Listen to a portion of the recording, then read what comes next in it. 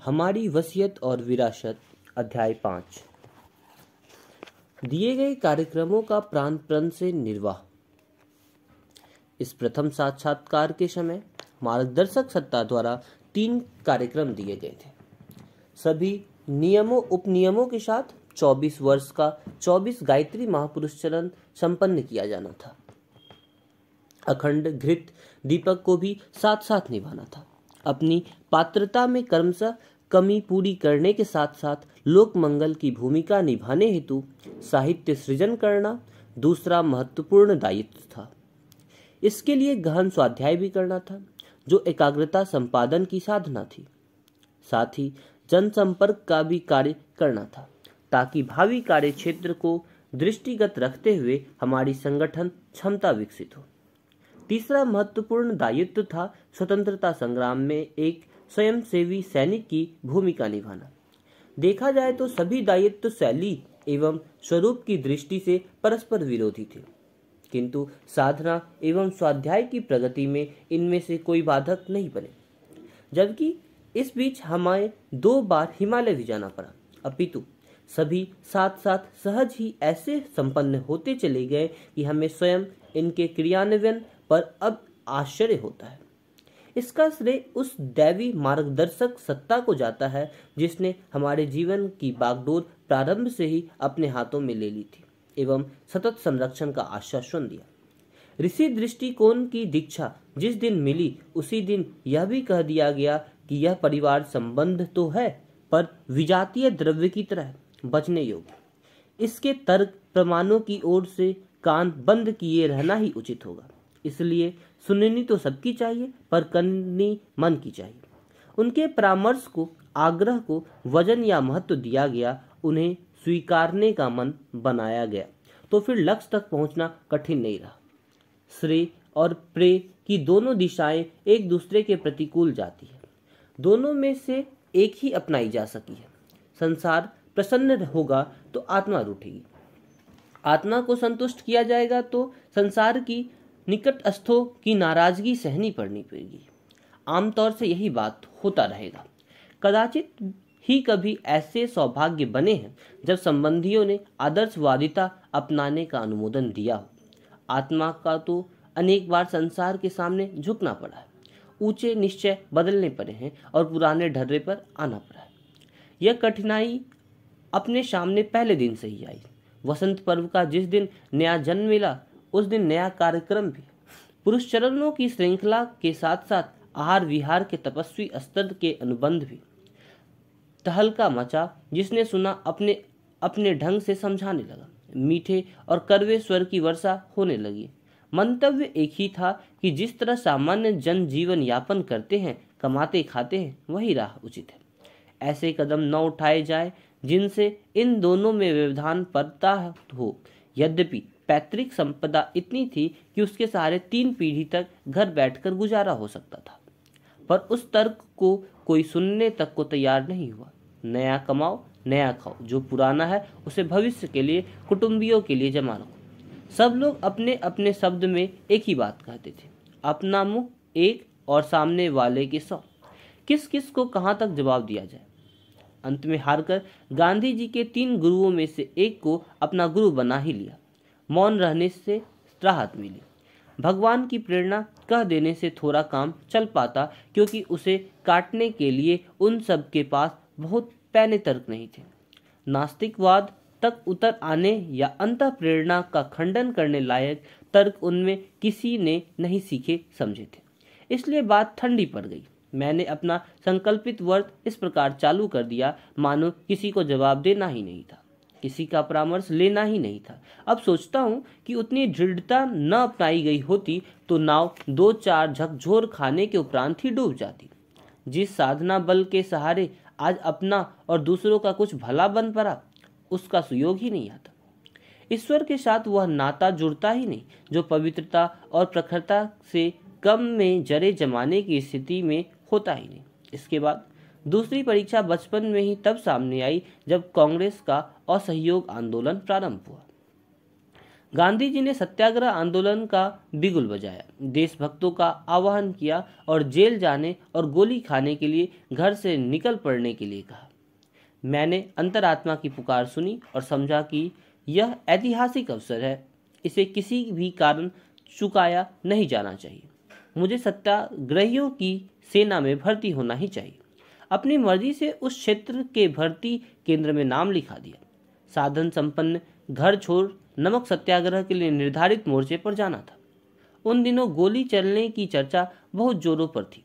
लंबी सजाएं, काला पानी होने की भी ऐसी अफवाहें सरकारी पक्ष के किराए के प्रचारक जोरों से फैला रहे थे ताकि कोई सत्याग्रही नहीं बने, घर वाले उसकी पूरी रोकथाम करें। मेरे संबंध में भी यही हुआ। समाचार विदित होने पर मित्र, पड़ोसी, कुटुंबी, संबंधी एक भी न बचा जो इस विपत्ति से बचाने के लिए जोर लगाने के लिए न आया हो। उनकी दृष्टि से यह आत्महत्या जैसा प्रयास था। बात बढ़ते बढ़ते जवाबी आक्रमण की आई। किसी ने अनशन की धमकी दी तो किसी ने आत्महत्या की। हमारी माता जी भी अभिभावक थी। उन्हें यह पट्टी पढ़ाई गई कि लाखों की पैतृक संपत्ति से वे मेरा नाम खारिज कराकर अन्य भाइयों के नाम कर देगी। भाइयों ने कहा कि घर से कोई रिश्ता न रहेगा और उसमें प्रवेश भी न मिलेगा। इसके अतिरिक्त भी और कई प्रकार की धमकियां दी। उठाकर ले जाया जाएगा और डाकुओं के नियंत्रण में रहने के लिए बाधित कर दिया जाएगा।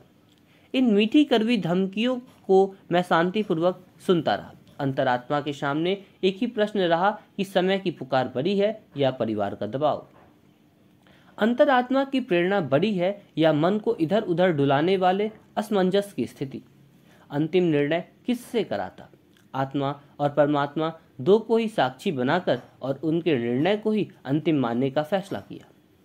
इस संदर्भ में प्रहलाद का फिल्म चित्र आंखों के आगे तैरने लगा। वह समाप्त न होने पाया था कि ध्रुव की कहानी मस्तिष्क में तैरने लगी।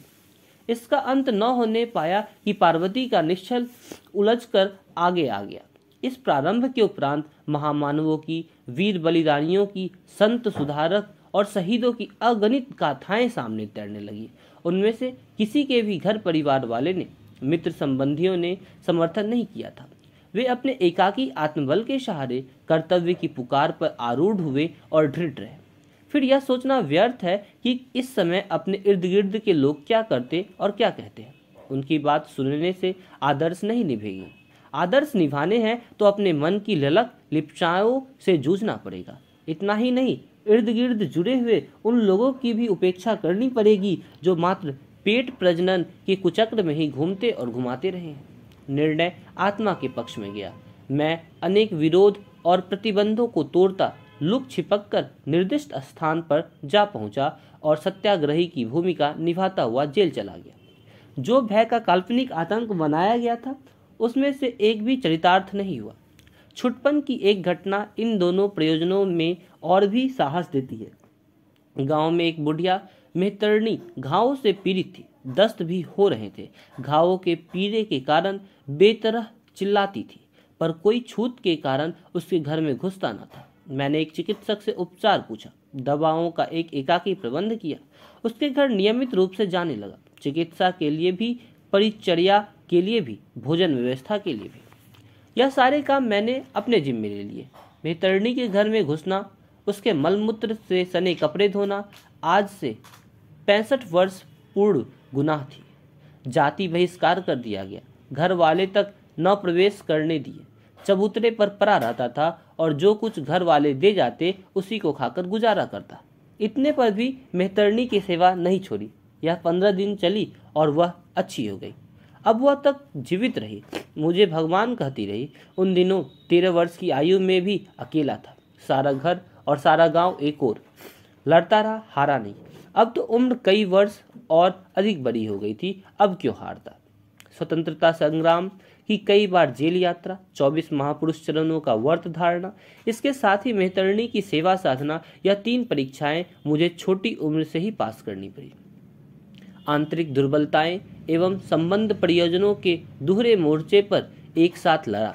उस आत्मविजय का ही परिणाम है कि आत्मबल संग्रह से अधिक लाभ से लाभान्वित होने का अवसर मिला।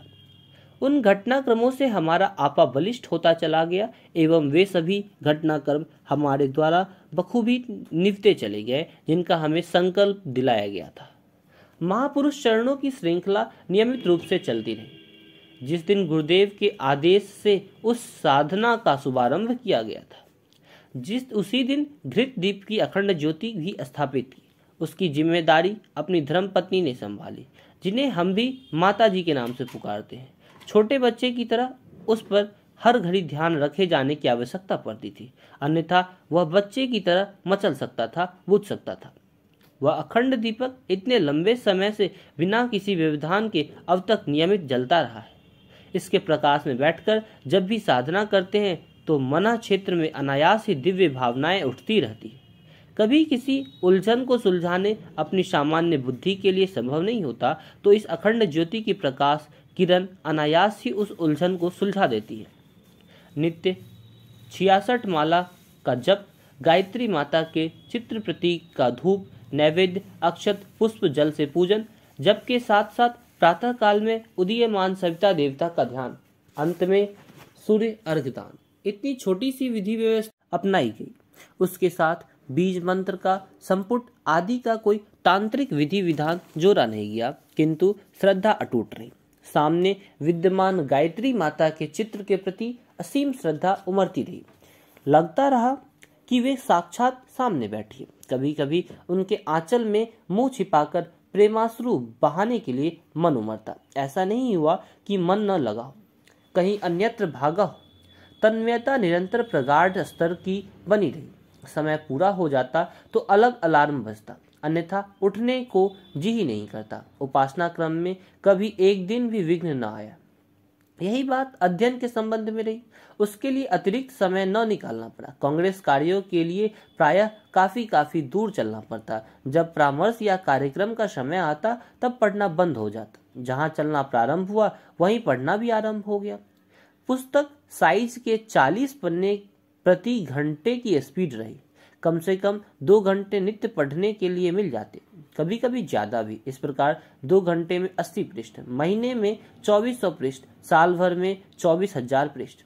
60 वर्ष की कुछ अवधि में 18.5 लाख पृष्ठ हमने मात्र अपनी अभिरुचि से के पढ़े हैं। लगभग 3000 पृष्ठ नित्य विहंगमय रूप से पढ़ लेने की बात भी हमारे लिए स्नान भोजन की तरह आसान व सहज रही है।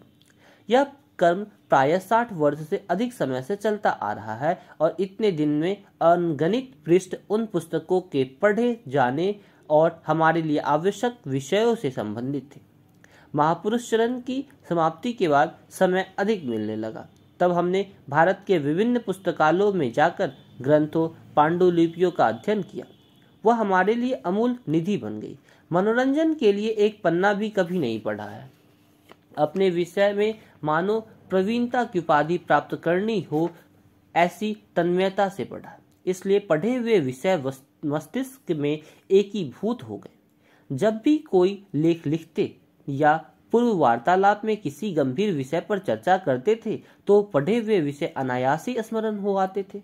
लोग पीछे कहते, यह तो चलता फिरता इंसाइक्लोपीडिया है। अखंड ज्योति पत्रिका के लेख पढ़ने वाले उसमें इतने संदर्भ पाते हैं कि लोग आश्चर्यचकित होकर रह जाते हैं और सोचते हैं कि एक लेख के लिए न जाने कितनी पुस्तकें और पत्रिकाएं से सामग्री इकट्ठी करके लिखा गया है।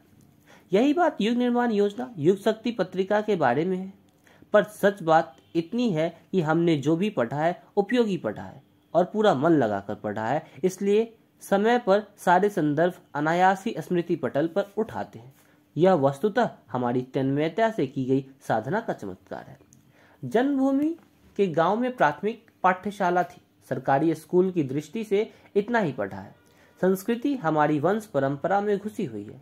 पिताजी संस्कृत के असाधारण प्रकांड विद्वान थे, भाई भी, सबकी रुचि भी उसी ओर थी। फिर हमारा पैतृक व्यवसाय पुराणों की कथा कहना और पौराहित रहा है, सो उस कारण उसका भी समुचित ज्ञान हो गया। आचार्य तक के विद्यार्थियों को हमने पढ़ाया है, जबकि हमारी स्वयं की डिग्रीधारी योग्यता नहीं थी।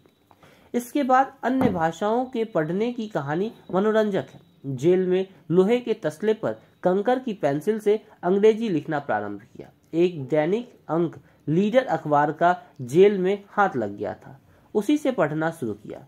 साथियों से पूछताछ कर लेते। इस प्रकार 1 वर्ष बाद जब जेल से छूटे तो अंग्रेजी की अच्छी खासी योग्यता उपलब्ध हो गई।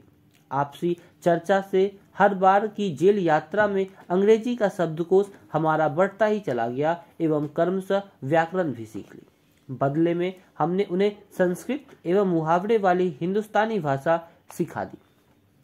अन्य भाषाएं की पत्रिका तथा शब्दकोश अपने आधार रहे और ऐसे ही रास्ता चलते अन्यायन भाषा पढ़ ली। गायत्री को बुद्धि की देवी कहा जाता है। दूसरों को वैसा लाभ मिला या नहीं, पर हमारे लिए यह चमत्कारी लाभ प्रत्यक्ष है। अखंड ज्योति की संस्कृत निष्ठ हिंदी ने हिंदी प्राध्यापकों तक को मार्गदर्शन किया है। यह हम जब देखते हैं तो उस महाप्रज्ञा को ही इसका श्रेय देते हैं। अति व्यवस्था रहने पर भी विज्ञ की ज्ञान की विभूति इतनी मात्र से हस्तगत हो गई जिसमें हमें परिपूर्ण संतोष होता है और दूसरों को आश्चर्य। गुरुदेव का आदेश पालन करने के लिए हमने कांग्रेस के सत्याग्रह आंदोलन में भाग तो लिया, पर प्रारंभ में असमंजस ही बना रहा कि 24 वर्ष का एक संकल्प दिया गया था तो 5 और 19 वर्ष के 2 टुकड़ों में क्यों विभाजित किया। फिर आंदोलन में तो हजारों स्वयंसेवक संकलन थे, तो एक की कमी वैसी में उससे उन्हें क्या बनता बिगड़ता था। हमारे असमंजस का साक्षात्कार के समय ही गुरुदेव ने ताड़ लिया था।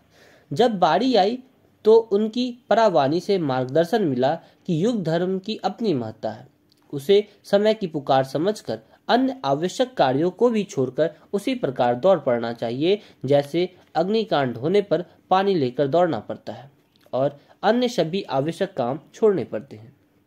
आगे संदेश मिला कि अगले दिनों तुम्हें जनसंपर्क के अनेक काम करने हैं। उनके लिए विविध प्रकार के व्यक्तियों से संपर्क साधने और निपटने का दूसरा कोई अवसर नहीं आने वाला है। यह उस उद्देश्य की पूर्ति का एक चरण है जिसमें भविष्य में बहुत सा श्रम व समय लगाना है। आरंभिक दिनों में जो पाठ पढ़े थे, पूर्व जन्मों में जिनका अभ्यास किया था, उनके रिहर्सल का अवसर भी मिल जाएगा।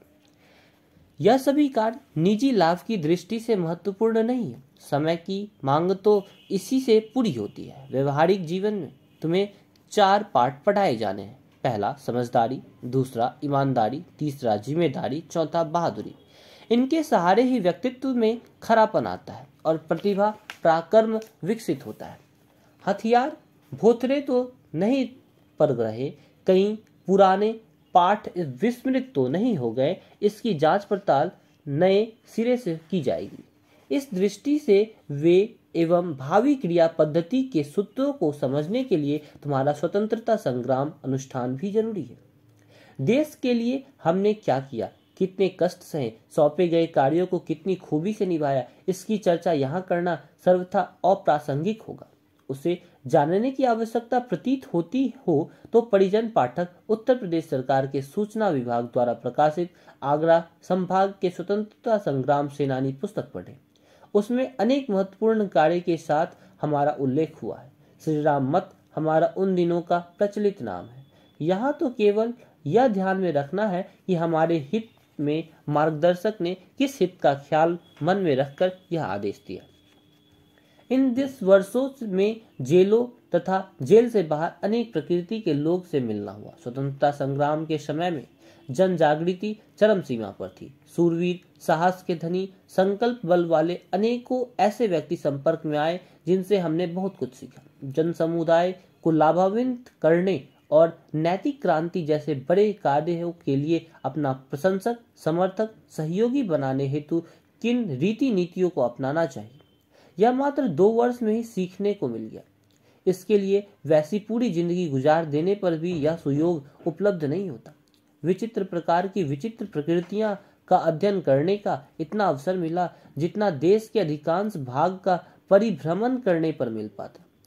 हमारे मन में गृहस्थी अपने पराये का मोह छूट गया और उन विपन्न परिस्थितियों में भी इतनी प्रसन्नता पूर्वक जीवन जिया कि अपने आपे की मजबूती पर विश्वास होता चला गया।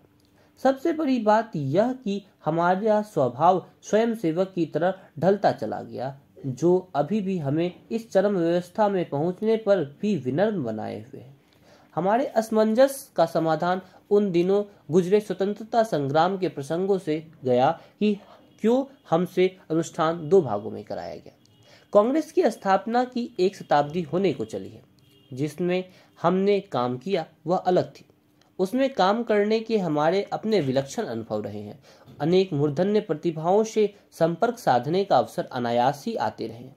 सदा विनम्र और अनुशासनरत स्वयं सेवक की अपनी हैसियत रखी।